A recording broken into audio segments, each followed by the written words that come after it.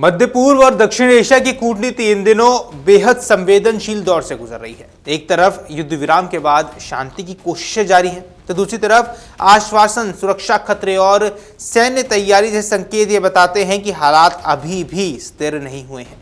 हाल ही में ईरान की ओर से किए गए दावे ने अमेरिका ईरान वार्ता पर अब नए सवाल खड़े किए हैं और इस पूरे घटनाक्रम ने अंतर्राष्ट्रीय राजनीति में हलचल बढ़ा दी है। दरअसल ईरान ने दावा किया है कि अमेरिका के साथ पहले दौर की बातचीत के दौरान उसके प्रतिनिधिमंडल को गंभीर सुरक्षा खतरे का सामना करना पड़ा। यह आरोप ऐसे समय पर सामने आया है जब दोनों देशों के बीच बातचीत को लेकर उम्मीदें जताई जा रही थी। ईरानी शासन के एक वरिष्ठ प्रवक्ता और विश्लेषक मोहम्मद मरांदी ने कहा कि यह घटना इस बात का प्रमाण है कि ईरान अमेरिका पर भरोसा नहीं कर सकता है। उन्होंने स्पष्ट शब्दों में कहा कि बातचीत के साथ साथ ईरान युद्ध की तैयारी भी जारी रखे हुए है। मरांदी ने लेबनानी मीडिया से बातचीत में खुलासा किया है कि उनके विमान को लेकर हमले की चेतावनी दी गई थी। इस चेतावनी के बाद ईरानी प्रतिनिधिमंडल को अपनी सुरक्षा रणनीति बदलनी पड़ी। उन्होंने बताया कि जब प्रतिनिधिमंडल वार्ता के बाद तेहरान लौट रहा था तो उन्होंने तय मार्ग को छोड़कर वैकल्पिक रास्ता अपनाया। इस घटनाक्रम ने यह स्पष्ट किया है कि वार्ता के माहौल के बावजूद सुरक्षा जोखिम पूरी तरह खत्म नहीं हुए हैं।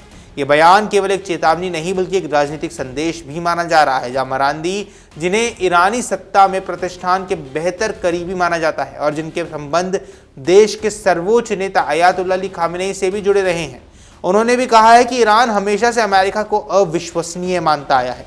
उन्होंने कहा, हम अमेरिका पर भरोसा नहीं करते और हम अगले दौर के युद्ध की तैयारी में भी लगे हुए हैं। ईरान को हमेशा से पता था कि अमेरिका धोखेबाज है। इस बीच अमेरिका की ओर से भी वार्ता को लेकर सकारात्मक संकेत मिले हैं। अमेरिकी राष्ट्रपति ट्रंप ने कहा है कि उनका देश ईरान के साथ दूसरे दौर की बातचीत के लिए तैयार है और ये वार्ता जल्द ही पाकिस्तान में हो सकती है।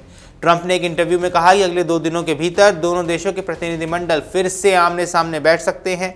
साथ ही ये संकेत दिया है कि अमेरिका इस बातचीत को लेकर पाकिस्तान जाने के लिए उत्सुक है। ये बयान इस बात की ओर भी इशारा करता है कि अमेरिका अभी भी कूटनीतिक समाधान की दिशा में प्रयास कर रहा है, भले ही ईरान की ओर से अविश्वास जताया जा रहा हो। गौरतलब है कि हाल ही में 8 अप्रैल को अमेरिका और ईरान के बीच 2 हफ्तों के लिए युद्ध विराम यानी कि सीज फायर हुआ था। इसके बाद पहली बार दोनों देशों के बीच पाकिस्तान की राजधानी इस्लामाबाद में आमने सामने की बातचीत हुई। इस वार्ता में उम्मीद थी कि दोनों देश अपने मतभेदों को कम करने की दिशा में आगे बढ़ेंगे, लेकिन पहला दौर सफल नहीं हो पाया।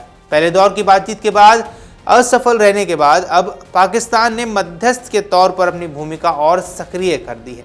सूत्रों की माने तो पाकिस्तान लगातार दोनों देशों के बीच संवाद बहाल रखने की कोशिश कर रहा है और दूसरे दौर की वार्ता को सफल बनाने के लिए कूटनीतिक प्रयास भी तेज कर दिए गए हैं।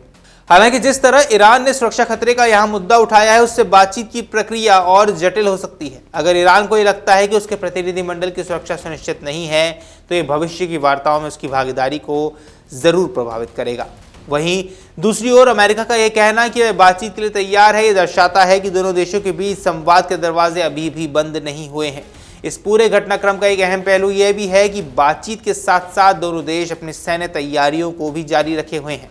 ईरान ने स्पष्ट किया है वह केवल बातचीत पर निर्भर नहीं है बल्कि संभावित संघर्ष के लिए भी तैयार हो रहा है।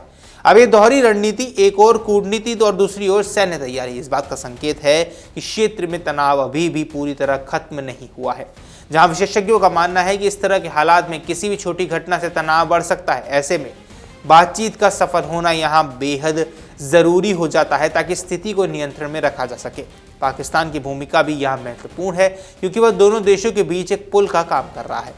अंतर्राष्ट्रीय स्तर पर भी इस वार्ता पर नजरें टिकी हुई हैं। अगर अमेरिका ईरान के बीच समझौता हुआ तो इसका असर न केवल मध्य पूर्व बल्कि वैश्विक राजनीति और अर्थव्यवस्था पर भी पड़ेगा। वहीं अगर बातचीत विफल हुई और तनाव बढ़ा तो इसका परिणाम गंभीर हो सकता है। कुल मिलाकर अमेरिका और ईरान के बीच चल रही ये कूटनीतिक प्रक्रिया बेहद नाजुक मोड़ पर है। एक तरफ बातचीत की उम्मीद है तो दूसरी तरफ अविश्वास और सुरक्षा खतरे जैसे मुद्दे हैं। अब सबकी निगाहें दूसरे दौर की वार्ता पर टिकी हैं, जो ये तय करेगा कि दोनों देश शांति की ओर बढ़ेंगे या फिर टकराव की राह पर आगे बढ़ते रहेंगे। अगर आप ये वीडियो YouTube पर देख रहे हैं तो हमारे चैनल को सब्सक्राइब कर बेल आइकन दबाएं और Facebook पर देख रहे हैं तो हमारे पेज को लाइक करें।